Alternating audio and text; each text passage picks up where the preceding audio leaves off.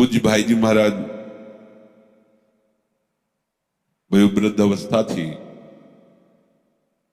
और एक गलित कुष्ठ था। एक व्यक्ति को घर से निष्कासित हो गए। अरे घर वाले सब स्वार्थी, बुरा लगेगा जो मोहासक्त लोग हैं, क्योंकि वो जानते नहीं, जब देख लेते हमारे काम का नहीं है तब असली रूप इनका देखने का आता है। मेरे भाई, मेरे ताऊ, मेरे चाचा, मेरे मेरे मेरे। और जब उस व्यक्ति की, एक यहां ब्रजवासी थे, हम भिक्षा मांगने जाते थे, उनको ब्लड कैंसर था, 30 वर्ष की अवस्था हो गई। तो वो बिहारी जी की गली के चबूतरे में बैठे रहते, हमसे पूछते क्या मिला बाबा, ले कृपा मानते थे। उनसे पूछा आपका घर नहीं है क्या? उनका नहीं, ये फिर आप ऐसे कैसे, जब देखो तो आप यहीं बैठे। बोले ब्लड कैंसर है, अब कोई दवा नहीं कराता, घर में कोई बात नहीं करता, तो बस बिहारी जी की याद में गली में बैठे रहते हैं। जब प्राण निकल जाएंगे निकल। नई अवस्था 28-30 की, ऐसा शरीर, एकदम पीला शरीर, आंखें धसी हुई है। संतों को भ्रमण करने में बड़े बड़े अनुभव होते हैं। ये झूठा प्रेम, बिल्कुल मान लीजिए बिल्कुल ऐसा माया का जाल है, मेरे मेरे मेरे, कोई साथ नहीं देता। भाई जी महाराज को वो व्यक्ति मिला, बड़ी दुर्गंध शरीर से, गलित कुष्ठ। भाई जी लाए अपने कमरे में, सबने भाई जी को रोआ, भाई जी आप वृद्ध शरीर हो, वैसे भी आपका रुग्ण शरीर, ना भाई जी हम ये बर्दाश्त नहीं करेंगे कि आपके कमरे में रुके। बोले कमरे में नहीं, 24 घंटे में 6 लोग तैयार हो, साथ में हम, समय बांधो अलग अलग, नियम से सेवा होगी इनकी। उनके आदेश को कोई काट नहीं सकता। सब ऐसे मुंह में भाई जी ने कपड़ा है। फिर एक दिन भाई जी ने कहा, जानते हो हमने तुम लोगों को क्यों लगाया है? क्योंकि तुम लोगों को भगवत प्राप्ति होनी है, इसलिए लगाया। होनी नहीं, करानी है, पर महापुरुष है ना, तुम लोगों को भगवत प्राप्ति होनी है, समझो। ये जो कभी आपको सेवा का अवसर किसी को प्राप्त हो, कोई भी सेवा, तो मानना भजन का फल सेवा है, और सेवा का फल आराध्य देव को अधीन कर लेना है। आराध्य देव को अधीन कर लेना, प्रसन्न कर लेना नहीं, आराध्य देव को अधीन कर लेना। कहीं भी बड़ा चमत्कार सेवा में, ये नर रूप में जो नारायण की सेवा है, प्रभु की बहुत बड़ी सामर्थ्य, बहुत बड़ी सामर्थ्य। ऐसे करके जहां निकल रहे हो और आप उनको, एक बार किसी सेवा के विषय में था, तो गुरुदेव भगवान ने कहा कि हरि बड़ी कृपा करते हैं तब किसी को सेवा देते हैं।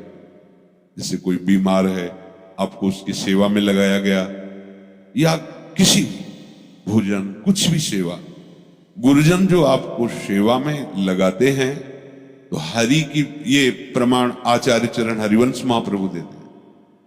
और नारमल जी से यही कहा था कि संतों की विशेष कृपा से मुझे श्री जी की सेवा मिली, और लकड़ी बीनना श्री जी की सेवा को आप धीमर से करवाना चाहते, रजोगुणी कहीं का, बाहर से आता है यहां रजोगुण लेकर के, जा मैं तुम्हारा त्याग करता हूं, आचार्य चरण ने ऐसा कहा था। यह सेवा बहुत बड़ी सिद्धि है। केसी घाट में, ये 24 वर्ष पहले की लगभग बात होगी, बारंडे में एक साधु वेश में से पड़े थे, दुर्गंध आती थी, परिक्रमा वही 2.5 और 3 के बीच में लगती थी। 2-4 दिन बराबर ऐसे देखा, मन में सोचा कि मरे हैं या जिंदा है। एकदम नजदीक गए, जे ही पलटाया तो कीड़े नीचे शरीर में, मल ऐसे लगा हो। अब अकिंचन बाबा जी हमारे पास 1 रुपया नहीं, कोई व्यवस्था नहीं, हमारे रहने का ठिकाना नहीं, तो हाथ जोड़कर उससे कहा, क्या सेवा करें आप? धीरे से कहा, मैं सुदामा कुटी पहुंचा दो। हम कहा, आप सुदामा कुटी में रहते हैं क्या? नहीं, बाहर से आए हुए, सुना है वहां भोजन मिल जाता है। ठीक है, अब केसी घाट में वहां कोई रिक्शा रिक्शा तो जा नहीं सकता, ताकत ऐसे उठाया था, कीड़े मालो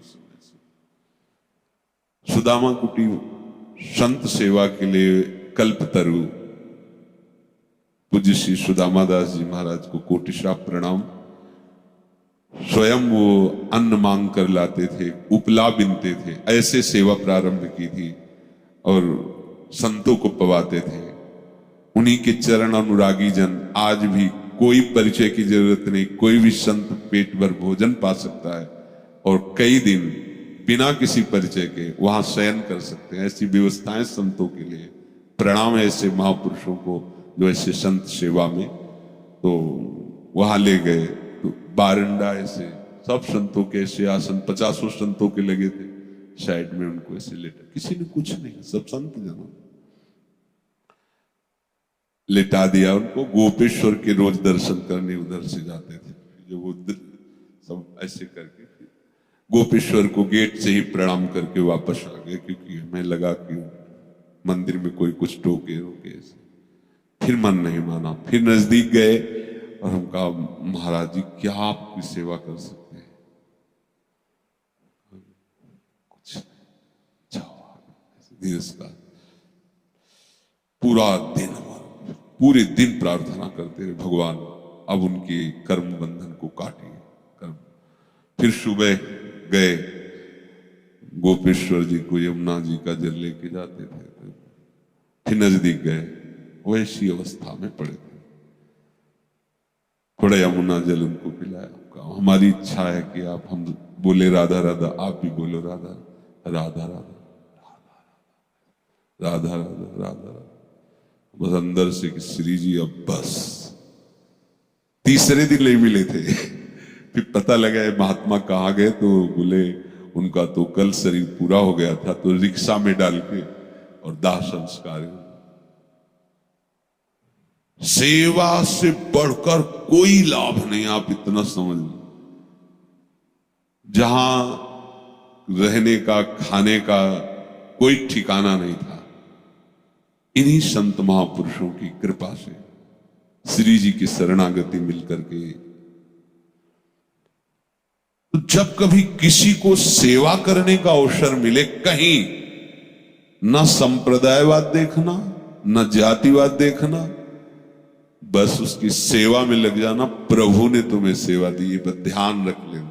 सेवा बहुत जल्दी उठाती, बहुत जल्दी आपके जीवन के प्रारब्ध का नाश करके नवीन प्रारब्ध रचने की सामर्थ्य ये सेवा में है, बहुत बड़ी सामर्थ्य सेवा में है। प्रभु कह रहे हैं कि कामना से रहित होकर किए गए कर्मों में फल देने की शक्ति का अभाव हो जाता है।